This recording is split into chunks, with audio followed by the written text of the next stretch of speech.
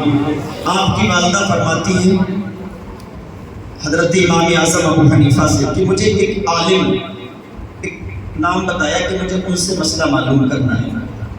تو آپ نے یہ نہیں کہا کہ میری والدہ جن سے مسئلہ معلوم کرنا ہے وہ میرا شاگرد ہے. وہ آپ کے شاگرد تھے جن سے مسئلہ معلوم کرنا تھا امام اعظم ابو حنیفہ کی ماں کو. لیکن آپ نے یہ نہیں فرمایا. ماں نے حکم فرمایا، سواری کو تیار کیا، عالم دین کے دروازے پر پہنچے، کنڈی کو کھٹکھٹایا. جب کنڈی کھٹکھٹائی، دروازے کو کھولا، امام اعظم کو دروازے پر دیکھا، فوراً شاگرد نے سلام کیا. اور میں شاگرد کا حال ہی ہوتا ہے. کل ڈاکٹر صاحب دیکھا نا سیلانی پہ بیچارہ چپل بھی اتر گئی تھی، بائک ایک دم کھڑی کی اور چپل اتر گئی، جیسے دیکھا فوراً آگے ہاتھ چومنے لگا. سمجھ رہے ہیں؟ تو جو شاگرد استاد کا وفادار ہوتا ہے کچھ نہ کچھ وہ ضرور ہوتا ہے. اور یہی حال ہے کہ جو اولاد ماں باپ کی فرما بردار ہوتی ہے وہ دنیا میں بھی کامیاب ہوتی ہے اور انشاءاللہ آخرت میں بھی کامیاب ہوتی ہے.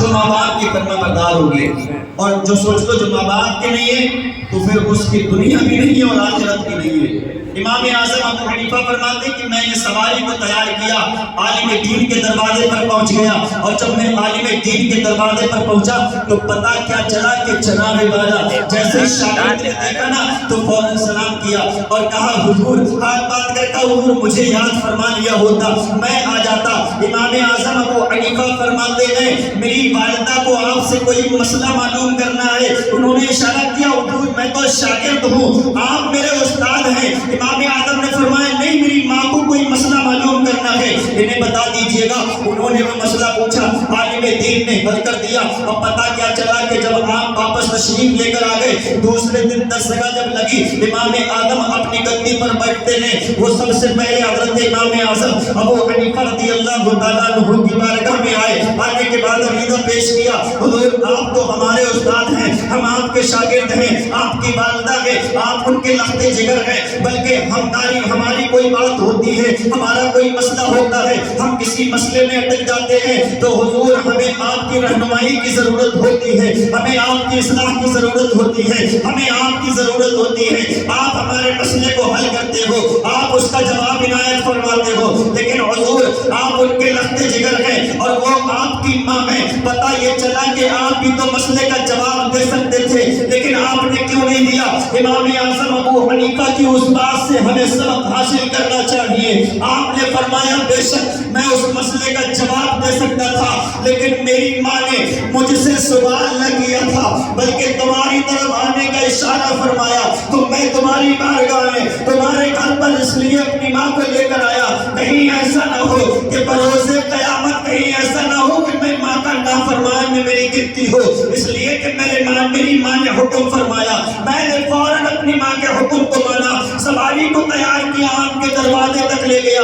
پتہ یہ چلا کہ ماں اگر فرما دے تو اس حکم کو ماننا چاہیے، سن کر نظر انداز نہیں کرنا چاہیے. اگر نظر انداز کرو گے تو نقصان تمہارا ہی ہوگا. اگر ذلیل و رسوا کرو گے تو سمجھ لیجئے گا دنیا کے لوگ آپ کی عزت نہیں کریں گے، دنیا والے بھی آپ کو ذلیل و رسوا کریں گے. پتہ یہ چلا کہ جو ماں باپ کو ذلیل و رسوا کرتا ہے دنیا والے اسے ذلیل و رسوا کرتے ہیں. ایک بات اور ذہن میں آئی، آج کے دور میں علم دین بہت ضروری ہے. یہ بچے بیٹھے ہیں حافظ قرآن ہے، سمجھ لیجئے گا ان کے باپ ان سے کام نہیں کراتے ہیں. آخر کام نہ کرانے کی وجہ یہ معذور نہیں ہے. ہاتھوں سے ایسا نہیں کہ ہاتھوں سے لولے ہو، پیروں سے لگڑے بھی نہیں ہے، آنکھوں سے اندھے بھی نہیں ہے. پھر بھی پوچھا جائے تو یہ بتاؤ کہ بیان سے کام نہیں کراتے ہو، توحید سے کام نہیں کراتے ہو، الطاف سے کام نہیں کراتے ہو. دیگر اور لوگوں سے جو طالب علم پڑھنے والے ہیں ان کے ماں باپ سے پوچھا جائے یہ بتاؤ کہ ہاتھ پیر سلامت ہے، آنکھیں بھی سلامت ہے، جسم کے اندر طاقت و قوت بھی ہے، اس کے باوجود بھی تم ان لوگوں سے کام نہیں کراتے ہو. تو ماں باپ یہی کہیں گے، ہمارے دل کی تمنا یہ ہے، خواہش یہ ہے کہ ہمارا بچہ عالم دین بن جائے، ہمارا بچہ مفتی بن جائے، ہمارا بچہ حافظ بن جائے، ہمارا بچہ قاری بن جائے. جب وہ حافظ بننے کے بعد، قاری بننے کے بعد، عالم دین بننے کے بعد جب وہ مصلی پر فائز ہو جائے گا یا کسی درسگاہ میں پڑھائے گا تو سمجھ لیجئے گا جب بھی باپ پہنچے گا تو چاہے وہ کسی بھی بڑی مسند پر کیوں نہ بیٹھا ہو، چاہے چاہے وہ کتنی بھی بڑی مسجد کا امام کیوں نہ ہو، لیکن جب باپ پہنچے گا تو جھک کر سلام کرے گا، اور سلام ہی نہیں کرے گا بلکہ باپ کے ہاتھوں کو بھی چومے گا۔ لوگ پریشان ہو گئے، پچومی کے لوگ یہ کہیں گے آخر یہ بتاؤ کہ ہم تو اپنے امام کا ہاتھ چومتے ہیں۔ مدرسے میں پڑھنے والے طالب علم یہ سوال کریں گے ہم تو اپنے استاد محترم کا ہاتھ چومتے ہیں، لیکن آخر یہ کون ہستی ایسی ہے، آخر یہ کون سی ذات ایسی ہے جس کے ہاتھ میں ہمارے استاد چوم رہے ہیں، جس کے ہاتھ ہمارے امام چوم رہے ہیں؟ جب لوگ پوچھیں گے تو امام کہے گا یہ کوئی اور نہیں ہے بلکہ یہ میرے والد محترم ہے۔ استاد کہے گا یہ کوئی اور نہیں ہے، یہ میرے باپ ہے، اور یہ وہی ہے جنہوں نے دن رات ایک کر دی ہے اور مجھے علم دین سکھایا ہے۔ اس لیے کہ وہ چاہتے تو بیٹے سے کام کرا سکتے تھے، لیکن علم دین کی بنا پر، اور اسی علم سے ایک بات یاد آئی، اسی علم سے کہ ماں اور باپ میں بحث ہوئی، ماں اور باپ میں بحث یہ ہوئی کہ بیوی نے کہا 3 بچے تھے، بیوی نے کہا کہ میں اپنے بچے کو عالم بناؤں گی، شوہر نے کہا نہیں میں ڈاکٹر اور انجینئر بناؤں گا۔ جب دونوں میں آپس میں جھگڑا ہوا تو نتیجہ اس بات پر فیصلہ ہو گیا کہ میں 2 کو پڑھاؤں گا، بیوی نے کہا میں 1 کو پڑھاؤں گی۔ جب باپ نے شوہر نے 2 کو پڑھایا، محنت کرائی، اور جب محنت کرائی دن رات اس نے 1 کر دیا، وہ منزل بھی ان لوگوں کو مل گئی جو باپ کے دل میں ایک تمنا تھی، خواہش تھی کہ میرا بیٹا ڈاکٹر بن جائے، انجینئر بن جائے۔ دیکھیے انجینئر بننا اچھی بات ہے، ڈاکٹر بننا اچھی بات ہے، لیکن اس کے ساتھ ساتھ ماں باپ کا ادب کرنا بھی اچھی بات ہے۔ اب ماں میں اور باپ میں بحث تھی نا، تو ماں نے ایک بیٹا لے لیا اور اس نے بھی اپنے طریقے سے خون پسینے کی محنت کو دیکھ کر کے جناب والا اپنے بیٹے کو پڑھایا، اور جب وہ اپنی اپنی منزل پر فائز ہو گئے، اپنے اپنے عہدے مل گئے، تو کیا دیکھتے ہیں کہ بیٹا جو ہے عالم دین، وہ ایک سائیکل سے امامت یعنی مسجد میں کرتا ہے، مدرسے میں پڑھاتا ہے، دنیا کے اعتبار سے سائیکل سے جاتا ہے۔ جو انجینئر جو ڈاکٹر ہیں وہ اچھی کاروں سے جاتے ہیں، لیکن کیا دیکھتے ہیں زندگی اچھی طریقے سے گزر رہی ہے۔ ماں اور باپ دونوں نے آپس میں مشورہ کیا تھا نا، پہلے تو دونوں میں جھگڑا ہوا تھا کہ میں اپنے بیٹے کو انجینئر اور ڈاکٹر بناؤں گا، ماں نے کہا میں عالم بناؤں گی۔ اب پتہ یہ چلا کہ جب بڑھاپے میں پہنچے تو امتحان لینا چاہا، کس کا؟ ڈاکٹر اور انجینئر اور عالم کا امتحان لینا چاہا۔ ماں نے کہا اور باپ نے کہا آخر ہم نے خون پسینہ ایک کر دیا اور اپنی زندگی کو جناب والا ان کے اوپر لگا دیا، کبھی ہم نے ان سے کوئی کام نہیں کرایا۔ آج کم سے کم ہم اپنی اولاد کا امتحان تو لے لیں، آج دیکھ تو لیں کہ انجینئر کتنا با ادب ہے، آج دیکھ تو لیں ڈاکٹر کتنا با ادب ہے، آج دیکھ تو لیں عالم دین کتنا با ادب ہے۔ اب دیکھتے کیا ہے کہ ماں اور باپ نے دونوں نے مشورہ کر لیا۔ اب جناب والا جب دونوں نے مشورہ کر لیا، پتہ یہ چلا کہ جب دونوں نے مشورہ کیا تو شوہر نے کہا تھا کہ جب جناب والا کہ جب وہ لوگ باہر سے آئیں گے نا تو کیا دیکھتے ہیں کہ اپنی شریک حیات سے کہا کہ تم دروازے کے قریب اپنے بالوں کو اور کپڑوں کو جگہ جگہ سے پھاڑ کر بیٹھ جانا، بالوں کو نیچے یعنی کہ دوپٹے سے نکال لینا۔ اب پتہ یہ چلا کہ جب بچے آئیں گے نا وہ آ کر فوراً تم سے اس کی وجہ معلوم کریں گے تو کہنا کہ تمہارے باپ نے مارا ہے۔ مسلمانوں بڑی توجہ کے ساتھ اس گفتگو کو سننا۔ مسلمانوں اگر آج کی رات بھی کسی کی کوئی کہتا ہے کہ ماں باپ سے نہیں بنتی ہے یا بال اتفاق لڑائی ہے یا کوئی چال بند ہے تو خدا کے واسطے ہاتھ جوڑ کر میں آپ سے عقیدہ پیش کرنا چاہتا ہوں، اسی رات کو گواہ بنا لینا،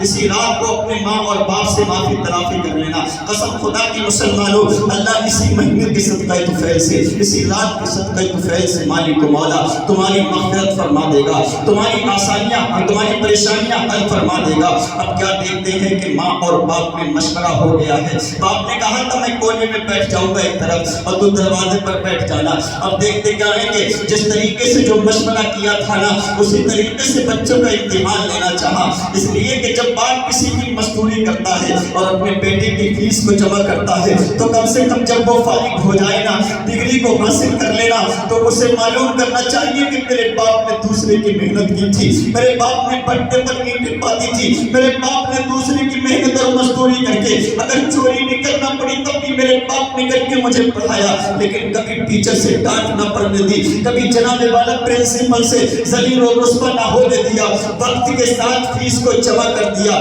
چاہے باپ نے عید کے موقع پر کپڑے بنائے یا نہ بنائے, ماں نے عید کے موقع پر کپڑے بنائے یا نہ بنائے. مسلمانوں آج ہم 10 جوڑیاں کپڑے بناتے ہیں, لیکن ہاتھ جوڑ کر سینے پر ہاتھ رکھ کر بتائیے گا ہم میں سے کتنے ایسے لوگ ہیں جنہوں نے عید کے موقع پر اپنے ماں باپ سے دل کھول کر کہا ہو اے میرے والد محترم, اے میری والدہ, ہم تو اپنے بچوں کے کپڑے بنا رہے ہیں, اپنے بھی کپڑے بنا رہے ہیں. لہٰذا یہ ہے کہ آپ بھی ہمارے ساتھ مارکیٹ چلیے گا, آپ بھی دکان پر چلیے گا, آپ بھی پسند کر لیجئے گا. کیا ماں باپ کی پسند نہیں ہے؟ کیا بڑھاپے میں وہ ان کی پسند نہیں ہے؟ جناب والا یقین کامل کے ساتھ کہتا ہوں, اپنے عقیدے کے ساتھ کہتا ہوں کہ ماں باپ تمہارے ساتھ مارکیٹ میں نہیں جائیں گے, بلکہ یہی کہیں گے اے میرے بیٹے مجھ پر بہت سارے کپڑے ہیں, اے میرے بیٹے مجھے ضرورت نہیں ہے. لیکن مسلمانوں ہرگز بھی اگر ماں باپ یہ جواب تمہیں دیں ہرگز اس بات کو نہ ماننا. جہاں پر تم اپنے بچوں کا خیال رکھتے ہو, جہاں پر تم اپنی بیوی کا خیال رکھتے ہو, وہ ماں باپ منع نہیں کرتے ہیں. لیکن کیا بتائیے گا عید کے موقع پر تمہاری ذمہ داری یہ نہیں بنتی ہے جس نے تمہاری خاطر دن رات ایک کر دیا تھا, جس نے کبھی تمہاری فیس کے خاطر تمہیں ذلیل و رسوا نہ ہونے دیا, جس نے تمہارے دوستوں کے ساتھ اگر کوئی امیر بھی پڑھتا تھا اور تم غریب تھے تو اس نے اتنی محنت کی کہ تم میں خود میں یہ احساس نہیں کر پائے کہ آپ کسی غریب کے بچے ہو, بلکہ جس طریقے سے امیروں کا رہنا تھا اسی طریقے سے تمہارا بھی رہنا ہوا ہے. جس طریقے سے ان کے ہوٹل بندے ہوئے تھے اسی طریقے سے تمہارے بھی ہوٹل بندے ہوئے تھے. جس طریقے سے ان کے کپڑے دھوبیوں کی دھلتے تھے اسی طریقے سے تمہارے کپڑے بھی دھلتے تھے. جس طریقے سے وہ روم پر رہ کر پڑھتے تھے اسی طریقے سے تم بھی روم پر رہ کر پڑھتے تھے. پتہ یہ چلا کہ جو ساتھ میں رہنے والا تھا وہ کروڑ پتی کا بیٹا تھا, لیکن تو غریب تھا. لیکن تیرے باپ کی محنت اتنی رنگ لے کر آئی کہ کبھی تیری غریبی کو ظاہر نہ ہونے دیا. آج تو اس مقام پر پہنچ گیا ہے تو عید کے موقع پر جا کر اپنے ماں باپ سے ضرور پوچھنا کہ تمہارے پاس کپڑے ہیں یا نہیں ہیں. اگر وہ کہیں کہ کپڑے ہیں پھر بھی انہیں بنا کر دینا, پھر بھی انہیں عیدی دینا. اپنے بچوں کو عیدی دیتے ہو, بڑھاپے میں ماں باپ کو عیدی نہیں دیتے ہو, کہتے انہیں کیا ضرورت ہے. ارے مسلمانوں کیا وہ ضرورت تمہیں بتائیں گے, کیا ظاہر کریں گے؟ ارے ان کی ضرورتوں تو جوانی میں ختم ہو چکی تھی, کبھی انہوں نے جوانی کے عالم میں اپنی ضرورت کو تمہارے سامنے نہ رکھا, لیکن جب بھی تمہاری ضرورت سامنے آئی تو انہوں نے اپنی ضرورت کا جنازہ نکال دیا, انہوں نے اپنی خواہشوں کو مار دیا, انہوں نے اپنی خواہشوں کا گلا گھونٹ دیا. تمہاری خواہشوں کو پورا کیا, تمہاری ضرورتوں کو پورا کیا.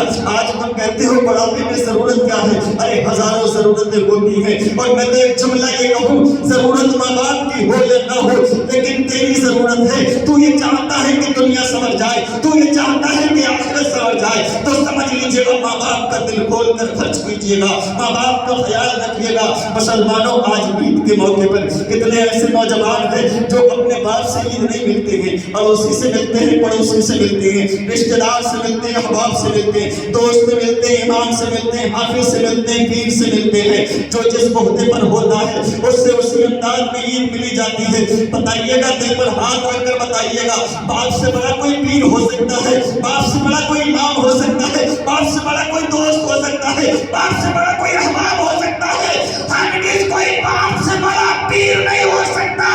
کسی اور سے عید بعد میں ملنا, پہلے باپ سے ملنا اور دعا کرنا. اور اگر باپ نے دعا کر دی سمجھ لیجیے گا بیڑا پار ہے.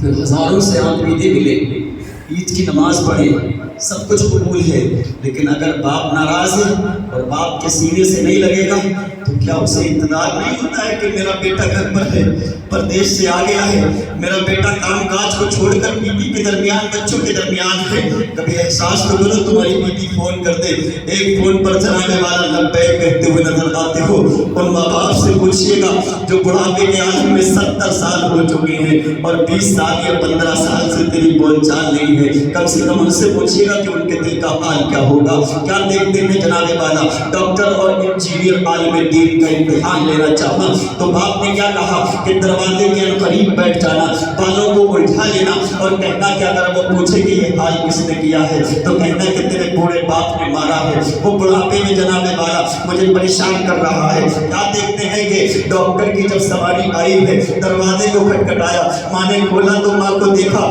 کہ بال بکھرے ہوئے ہیں، دوپٹہ پھٹا ہوا ہے، جگہ جگہ سے کپڑے بھی پھٹے ہوئے ہیں۔ ڈاکٹر نے کہا ہے میری ماں یہ بتاؤ کہ حال یہ کس نے کیا ہے، آخر تمہارا یہ حال کس نے بنایا ہے؟ تو ماں نے اپنے یعنی کہ آنکھوں سے آنسوؤں کا سیلاب جاری ہے، دھیمی آواز میں کہا تیرے باپ نے بڑھاپے میں مارا ہے۔ جب ڈاکٹر نے سنا ہے نا تو اپنے غصے پر قابو نہ پا سکا اور ڈاکٹر نے کہا بڑھاپے میں سڑیا گیا ہے، باپ سے پوچھیں گے، آج باپ سے مطالبہ کریں گے، اس لیے کہ بہت دیر ہو چکی ہے ان کی برداشت کرتے کرتے۔ مسلمانوں سنیے گا، کلیجے پر ہاتھ رکھ کر بتائیے گا کہ آخر باپ کی شان کیا ہوتی ہے، باپ کا مقام کیا ہوتا ہے۔ اب باپ بیٹھا ہوا دروازے یعنی کہ کمرے کے اندر سن رہا ہے، یہ وہی ڈاکٹر ہے جس نے باپ نے پڑھایا تھا، وقت پر فیس جمع کی تھی۔ اس کے بعد انجینئر آتا ہے، آنے کے بعد جب ماں کا حال دیکھتا ہے تو انجینئر سے بھی یعنی کہ ماں نے وہی کہا کہ بڑھاپے میں تیرے باپ نے مارا ہے، انجینئر نے بھی وہی جواب دیا کہ باپ جو ہے بڑھاپے میں سٹیا گیا ہے،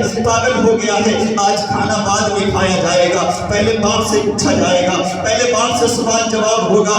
قسم خدا کی مسلمانوں یہ وہی باپ ہے جس نے اپنی جوانی کو نہیں دیکھا، جس نے اپنی زندگی کو نہیں دیکھا، جس نے دوسروں کی محنت اور مزدوری کرنے کے بعد اپنے بیٹے کی فیس کو جمع کیا ہے، دوسرے کالجوں میں دوسری یونیورسٹیوں میں پڑھایا ہے۔ لیکن آج بتائیے گا باپ ایسی اولاد کے ایسے جملوں کو سن کر کمرے کے اندر اس کا سینہ تار تار ہو جاتا ہے، کلیجہ منہ کو آتا ہے، باپ کی آنکھوں سے آنسوؤں کا سیلاب جاری ہے۔ آخر میں نے اس اولاد کو پڑھایا تھا، اس دن کے لیے پڑھایا تھا کہ جب یہ کامیاب ہو جائے تو میرے لیے لب کشائی کرے کہ باپ سے پوچھیں کہ بڑھاپے میں سٹیا گیا ہے۔ کچھ دیر کے بعد وہی ایک عالم دین اپنے سائیکل کے ذریعے سے آیا، آنے کے بعد جب کنڈی کھٹکھٹائی، ماں نے کھولا اور ماں کو دیکھا کہ سر پہ دوپٹہ نہیں ہے اور دوپٹہ نہ رکھنے کی وجہ معلوم کی تو کہا کہ تیرے بوڑھے باپ سٹیا گیا ہے، اس نے بڑھاپے میں مجھے مارا ہے، اس نے پریشان کیا ہے۔ عالم دین نے فوراً ماں سے کہا میری والدہ پہلے تو آپ سر پر دوپٹہ اوڑھ لیجیے گا،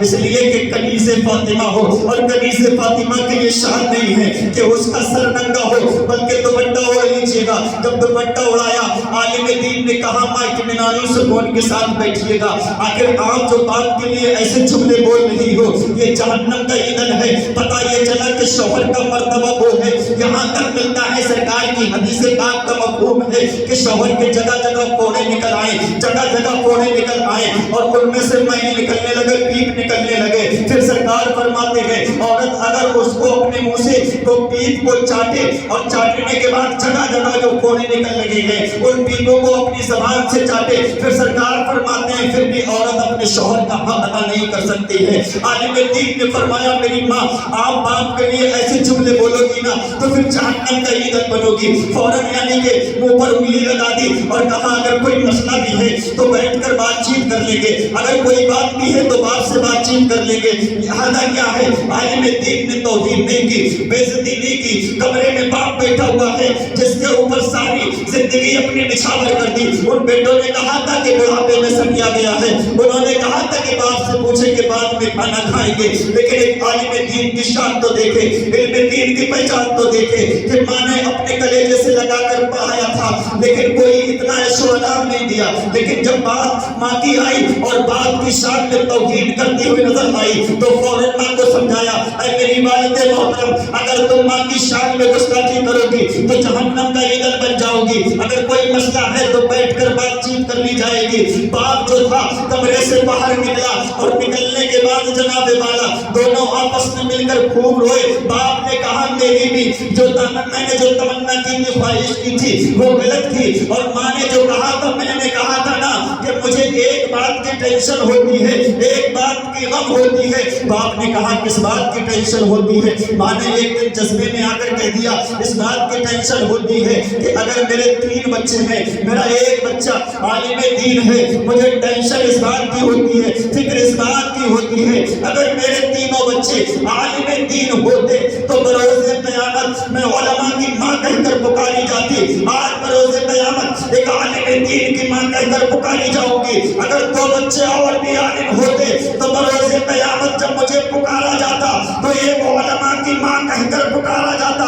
پتہ یہ چلا کہ دنیاوی تعلیم کے ساتھ ساتھ دینی تعلیم بھی دیجیے گا، جس سے انسان جو ہے وہ اگر اپنے منصب پر فائز ہو جائے، اگر کسی ڈگری کو حاصل کر لے، ڈگری بعد میں ہے، منصب بعد میں ہے، شہرت بعد میں ہے، عزت بعد میں ہے، سب سے پہلے جو ہے وہ ماں باپ ہے، اور ماں باپ ہیں تو ڈگری مل جائے، عزت مل جائے، شہرت مل جائے، کسی چیز کو نہ بھولنا، اس لیے کہ کامیاب تبھی ہو جب تک ماں باپ کے ہو۔ کسی شاعر نے لکھا ہے کہ تیرا کرم رہے تو سلامت ہے زندگی ماں، تیرا کرم نہ ہو تو قیامت ہے زندگی ماں۔ وعدہ کرو کہ عید سب سے پہلے باپ سے ملو گے، ویسے تو چاہے کسی سے مل لینا لیکن باپ سے ضرور ملنا۔ میں اکثر یہ کہتا ہوں کہ جو باپ کے سینے سے لگے گا نا اسے ہارٹ کی پرابلم نہیں ہوگی، اسے ہارٹ کی پرابلم نہیں ہوگی، اس لیے کہ اپنی انا کو ختم کر کے سب سے پہلے ماں باپ سے معافی تلافی کر لو۔